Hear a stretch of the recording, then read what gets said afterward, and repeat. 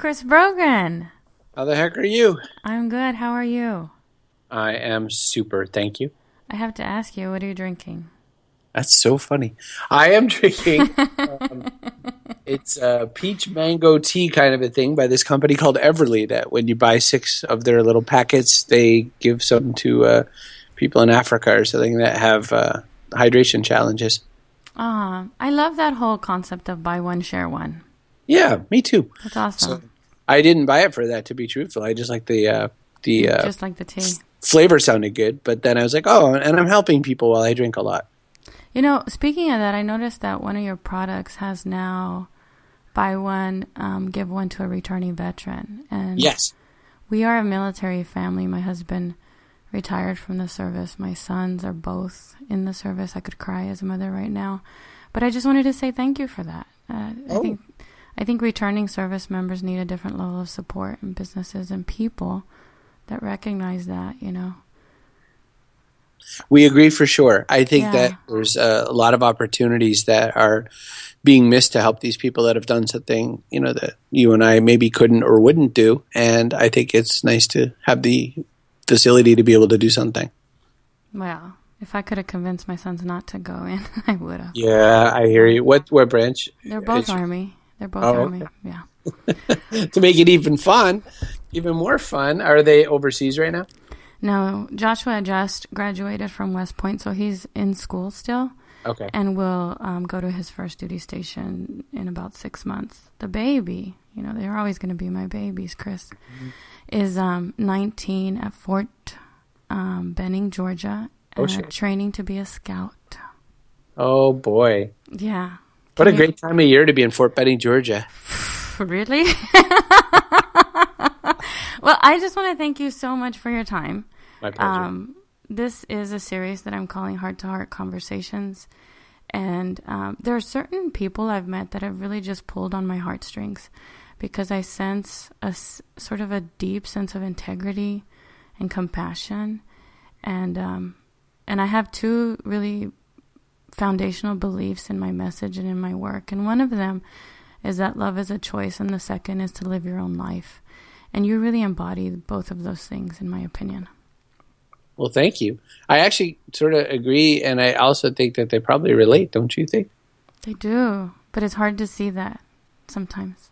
Sure, I can buy that. Yeah. So you had a blog post recently that's called, let's see, I wrote it down. The biggest competitive advantage you have is your openness and honesty. So I called this the business of being you. You do that really well.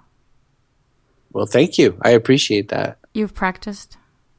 Well, I don't know. I would say that it's more that anytime I ever try to veer from that mindset, that things don't always work as well. You know, a lot of times if I think that we either operate from fear or courage, or fear or love, because courage is just a nicer word for love sometimes. Yeah. I think that when I operate from fear, I don't act like that. And so I've just tried my best to keep us close to operating from, you know, compassion, love, support, because it matches all my beliefs. So practice is the only reason I would use the word practice is it's not unlike the Buddhist concept of practice, where you kind of have to do it daily because you'll probably mess it up otherwise. Moment to moment too, right? Sure. So you said you're either acting out of fear or love, which is also called courage. I found that there's a pivot in people's lives where they are moving away from fear, and instead of moving away from fear, which is sort of our natural tendency as human beings, wanting to be safe and protected and not to die, we start moving towards love. So do you have a defining moment when you felt that pivot or when you started to do that more consciously? It's a great question. I think in all of our lives, defining moments come with good editing. I would say that with real life, you know, I think I had a million defining moments. You know, I've had all those situations where, you know, I made one choice one time and a different choice another time, and I go, I think this is probably a better way to go. And, you know, I lived a lot of my childhood thinking that I needed to be more than I was, thinking that people wouldn't like me if I wasn't some very specific version of myself. I think I did a lot of work to try. I was very self-conscious from a very early age, and very much a people pleaser, which is, people take that as a positive phrase, but it's usually quite a mess, because most people pleasers tend to want to please everyone somewhat equally. Which means that you don't value your family, you don't value the people that you love, everybody becomes someone you think you should please, which means you put your strings in the hands of strangers a lot of times and get quite tangled. Mm-hmm. So I would say that in pulling away from those sorts of things, I mean, somewhere around 2011 was when I started the work of really trying to figure out how to untangle all of these problems in my life. So if there were defining moments, it was kind of realizing that I couldn't keep adding. I had a sinking house, and I couldn't keep adding upper levels to make up for the fact that everything was sinking into the quicksand. That's interesting. There's a similarity between you and I there, because in 2011 is sort of the deepest part of what I call the dark years, and I just started to sort of uncover from those recently. So lots of turning points in everyone's life. But that was David retiring, the empty nest stuff, move, get a new job, get another job, buy a house, close a house, add as much stress as you can to your life, see how you get out of that. That was a bit of a ramble, I apologize. Your unique truth. Joseph Campbell says that the privilege of a lifetime is being who you are. How do you uncover that unique truth, in addition to sort of practicing making those decisions that make you sort of choose courage and choose love? It's interesting how we've taken the word selfish to be a very negative thing. And, a lot of our other issues aren't, because, maybe you're, are you hungry? Well, I'm hungry-ish.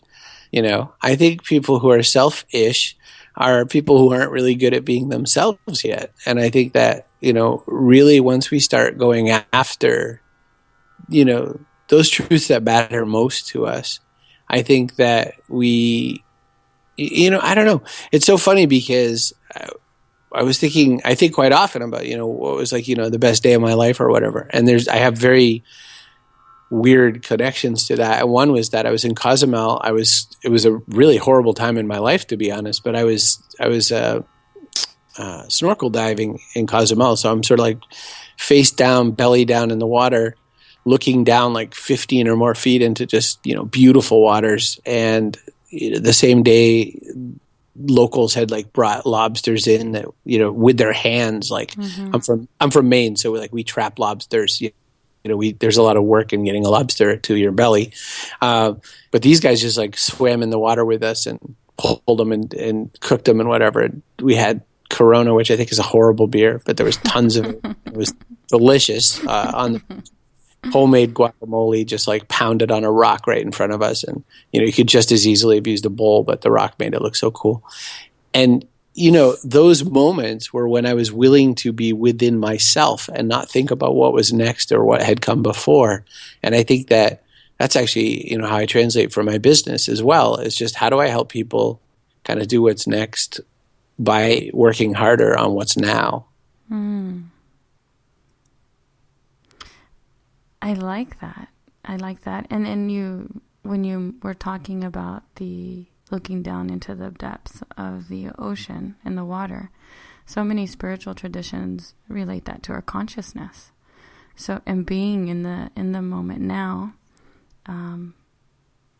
gives you a sense of freedom from everything that came before too.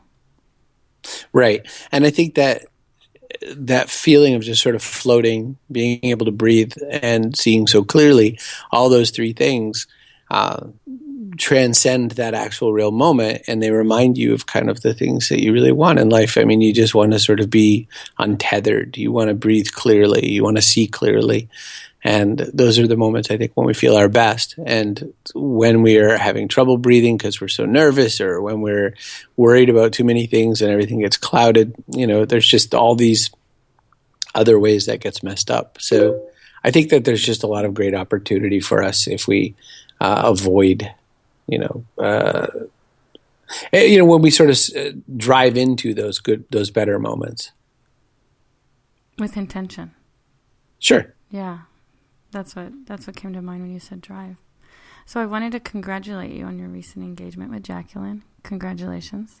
Thank you so very much. I have to say that I absolutely giggled like a schoolgirl the first time I saw you live. It was on stage at Podcast Movement 2014 here in Dallas. Dallas, yeah. You were in the middle of a keynote talk, and then your phone rang, and you said to the entire audience, "Excuse me, the love of my life has just woken up." I believe that love is a choice. So it's and what we talked about before, it's making a conscious direction, driving towards it. How do you tap into those sort of intuitive whispers? So we said practice earlier. Do you have a daily or a spiritual practice that you incorporate? I do. So I picked sort of one of the easier flavors of Buddhism, Shambhala Buddhism. Jacqueline and I both went and saw Pema Chodron in 2011. I guess it was in August. And we just had such a great time. And we converted to Buddhism kind of right after a week-long experience with her and the Sakyong Mipam, who runs Shambhala Buddhism. And so, I mean, it's not a lot. I mean, they basically are big fans of breathing in and out, as it turns out, which other religions also like breathing, I've been told. Breath is the basis of everything. That's what they're saying. I don't want to argue, but I think it's pretty useful. So I do that, and I do a little bit of, sort of intentional thinking every day. Like I do a little bit of mindful type thinking. The other stuff I do, actually, James Altucher wrote a great book called Choose Yourself. And then he and his wife, Claudia, wrote a book called The Power of No. Mm-hmm. And then Claudia wrote a book called Become an Idea Machine. And so out of all of those, there's this sort of physical, mental, spiritual set of practices. And I also do the mental stuff, the idea machine stuff. And I use that to think of ways to help other people, which, kind of transcends into the spiritual a little. So I find myself enjoying that as well. I have one final question for you. So the distinction between life and work, or play and being, for me, doesn't seem so different. How does that feel for you? Do you feel different when you're working and when you're creating, or how do you I'll stop with that. I have the coolest job in the world. I mean, my job is to help other people I take weird, crazy ideas and turn them into something that might be useful to other people. So being in an idea business, it's not enough just to have ideas. I have to sort of put them all the way down to the ground so that someone else can earn something from them. And so I do a lot of play in every given day. I do a lot of trying to see what's going to go wrong, because I think that one thing that separates me out from a lot of people is I am totally and utterly willing to fail, and fail publicly and fail loudly. I learn so much in those failures that I can then translate into something better. So I think that a lot of people misunderstand how play is supposed to work. They mix up the words play and things like games. And so they think, if I didn't win the game, then I lost. Well, play, there's not usually a winner or a loser. And so I do a lot of play every given day, and I think that helps other people succeed, because then I can give them the fruits of those outputs. And it's more of an infinite game versus... I think so. Yeah. I haven't found home base yet. Well, sorry, I found home base. That's Jacqueline. But I haven't found the other goal yet, so I have a lot. So it's more like a baseball game. Sure. Or a really long tag. I don't know. A really long tag. Well, I want to thank you so much for... your time. Do you have any final words of advice or any insights that you want to share with the listeners when they're moving from their head to that heart, when they're taking that 12-inch journey from logic to more of a heart-centered approach towards life and business?